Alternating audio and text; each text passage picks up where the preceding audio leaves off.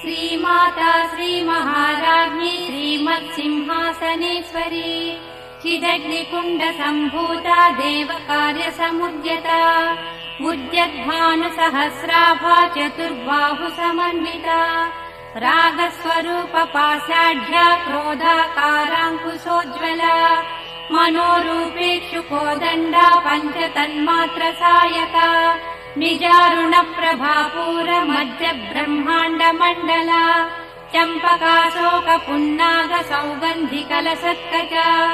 कुरुविन्दमणिश्रेणी कनत्कोटीरमण्डिता अष्टमी चन्द्रविभ्राजदलिकस्थलशोभिता मुखचन्द्रकलङ्काभमृगनाभिविशेषका वदनस्मरमाङ्गल्य गृहतोरणचिल्लिका वक्त्रलक्ष्मी परीवाह चलन्मीनाभलोचना नवचम्प